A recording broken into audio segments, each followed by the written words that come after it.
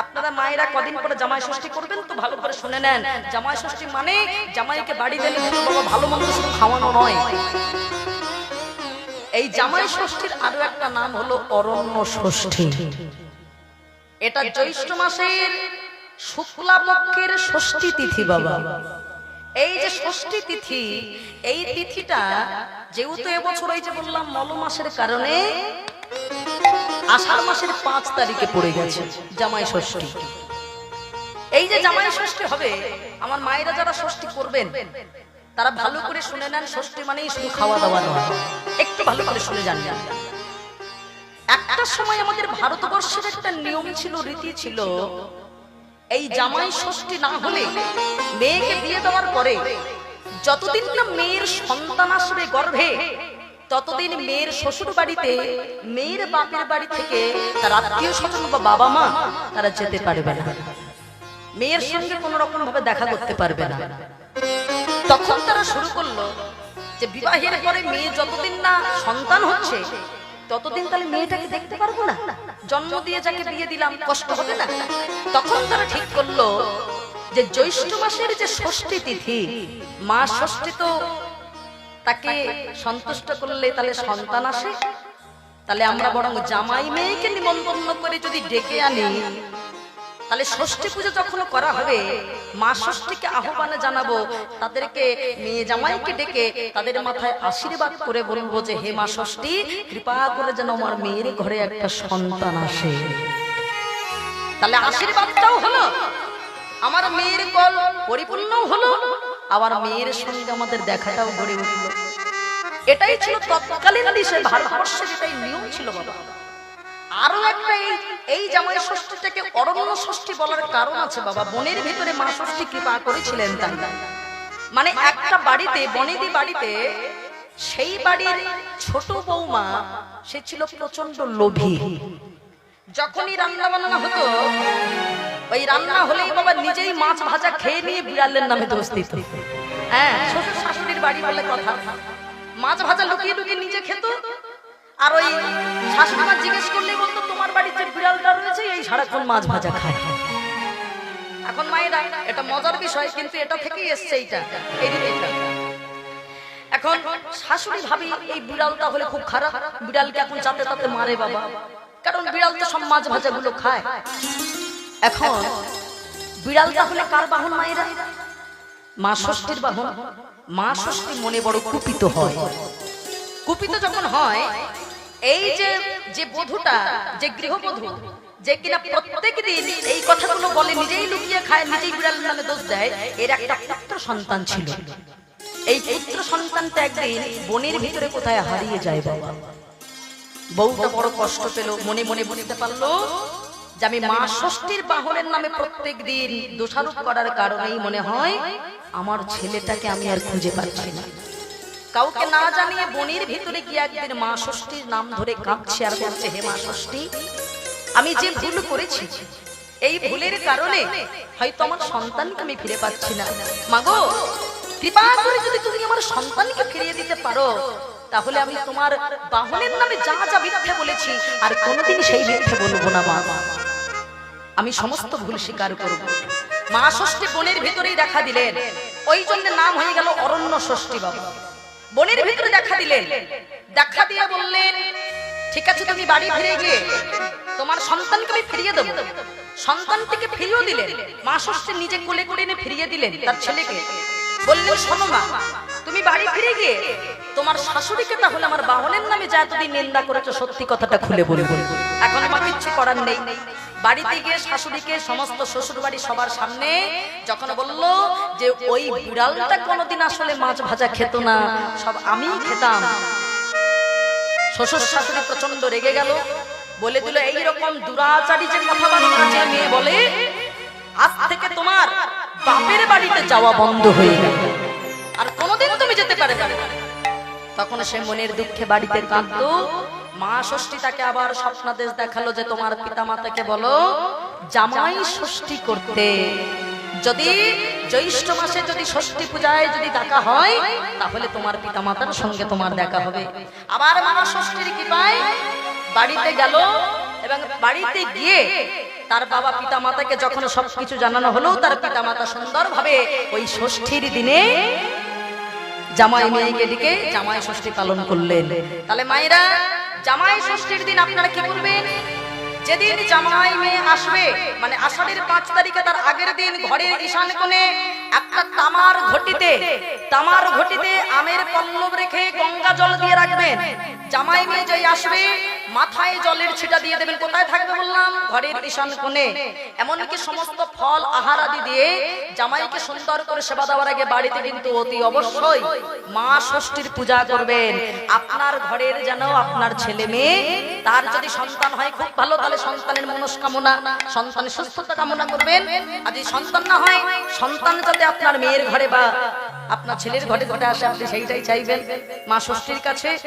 এমনকি সেই দিন সাদা একটা সুতো হলুদ মাখিয়ে তাতে তুলসী পাতা, ফুল এবং বিল্লপত্র গিট বেঁধে জামাইয়ের হাতে বেঁধে দিতে হয়। এবং ওই যে তাল পাতার যে পাখা, এখনকার দিনে মায়েরা ওইটা নিয়ে খুব হাসাহাসি করে। ওটা আসলে কারণ হলো 3 বার করে জামাই মেয়ের মাথায় 60 60 60 বলতে হয়। কেন?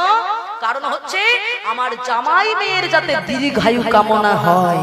এই দীর্ঘায়ু কামনা করে 3 বার মা ষষ্ঠীর কাছে 60 60 60 বলে তাদের মাথায় হাওয়া দিয়ে দেয়, আশীর্বাদ করে দেয়। এটাই হলো জামাই ষষ্ঠীর আসল কারণ। এখনকার মানুষ জানে না, মাছ মাংস করে বাবা বিশাল খাওয়া দাওয়া নিয়ে ব্যস্ত। যা খাবেন খাবেন, আগে এইগুলো করবেন, এই নীতি নিয়মগুলো। আমাদের ভগবানের জন্য সময়টা বড় কম। এই জগতে দেখবেন আমরা সবাই কেঁদেছি, সবাই কাঁদি, সংসারের জন্য কাঁদি। এখানে কতজন আছে? এত যে ভক্ত বসে আছেন, একটু হাত তুলে দেখাতে পারবেন? কজন কেঁদে বলতে পারেন ঠাকুর মন্দিরে প্রণাম করার সময়, ঠাকুর আমি তোমাকে চাই? কজন বলতে পারেন?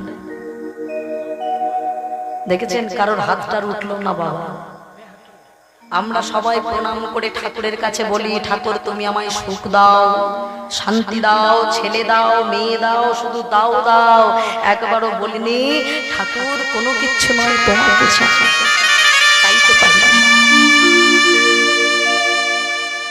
ভগবান আপনার গৃহে রাজভোগের আশা করে না মা, চোখের জলের আশা করে।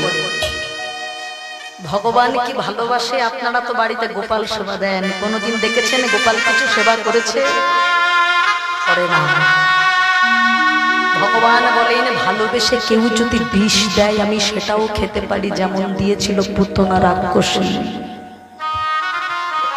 কৃষ্ণকে কোলে নিয়ে বলেছিল একবার খান। ভগবান আমার মুচকে মুচকে হাসে, কি হাসিস কেন? হাসবো না। এই জগতে সবাই রাজভোগ দিয়ে পেল, তারা আমায় রাজভোগ দিয়ে ডাকলো, তারা আমায় খুঁজে পেল না, তুই বিষ দিয়ে আমায় পেয়ে গেলি। ভালোবেসে ডাকুন, দিনে 3 বার 4 বার করে শুধু নিয়ম করি মাত্র, গোপাল সেবার নিয়মটা জানি না। বাঙালির 12 মাসে 13 পার্বণ লেগে আছে বাবা, অনুষ্ঠানের আমাদের শেষ নাই, তাই না? সারা জীবন অনুষ্ঠান, কিন্তু ভগবানের জন্য চোখের জল দিয়ে সেবা দেওয়ার মতো ক্ষমতা আমাদের নাই বাবা। এই যে সারাটা জীবন সংসারে তো কেবল আমার আমার করে গেলাম, কি মাইরা আমার আমার করিনি? ছেলে আমার, মেয়ে আমার, সংসার আমার, এই বাড়ি আমার, এই গাড়ি আমার, এই নাতি পুতি আত্মীয় স্বজন সব যত বংশ বিস্তার হচ্ছে সবই আমার। এই আমার আমার করতে গিয়ে শেষের দিনে দেখা গেল কেউই আমার না। হ্যাঁ, এত কিছু করলাম, কিছুই আমার হলো না। তাহলে যে আপন, আজকে তার কথা আপনারা শুনতে এসেছেন। যে আপন, যে সব থেকে বেশি ভালোবাসে, যে কোনোদিন আমাদেরকে দুঃখ দেন না, যে কোনোদিন কষ্টই দেয় না, অথচ তাকে আমরা ভালোবাসার সময় পাই না বাবা। এই যে 3 ঘন্টা কীর্তন শুনছেন, আস্বাদন করছেন, বলুন এইভাবে ভগবানের চরণে কখনো সেবা করতে পেরেছেন? কোনোদিন পারেন? আজকে পাচ্ছেন। আপনারা বলতে পারেন এটা আবার কি করে সেবা হয়? কই ভগবানের সামনে তার প্রসাদ দিচ্ছি না, তাহলে সেবা কি করে হলো? মনে রাখবেন মা, ভগবানের সামনে শুধু প্রসাদ সাজিয়ে দিলেই সেবা হয় না। ভগবানের মন্দিরটা যদি প্রত্যেকদিন মার্জনা করেন ওটাও একটা সেবা। 64 প্রকার সেবা আছে বাবা। ভগবানের জন্য প্রত্যেক দিনই তার থালা বাসন মার্জনা করে দেন, ওটা একটা সেবা। আর আপনারা এখন বড় একটা সেবা করছেন নববিধা ভক্তির মধ্যে। স্বয়ং ভক্ত প্রহ্লাদ নববিধা ভক্তির কথা বলেছিলেন। শ্রবণং কীর্তনং বিষ্ণু শরণং পাদ শোভনং অর্চনং বন্দনং দর্শ সখ্য আত্মনিবেদনং। তার ভিতর থেকে আপনারা প্রথমটাই করছেন শ্রবণং কীর্তন, মানে কীর্তন শ্রবণের মধ্যে দিয়ে ভগবানকে সেবা দিচ্ছেন। তাহলে কাউকে সেবা দিতে গেলে কতটা ভক্তি লাগে মা। আপনার বাড়িতে একটা মানুষ যদি আপনার কালো মুখ দেখে, সে সেবাই করবে না, বলবে তোমার বাড়ি তুমি খেতে এসেছি, তুমি সম্মান করনি, ভালোবাসো, আমি সেবাই করব না। কিন্তু যদি ভগবানকে সেবা দেওয়া হয় তাহলে আরো কত যত্ন করতে হবে,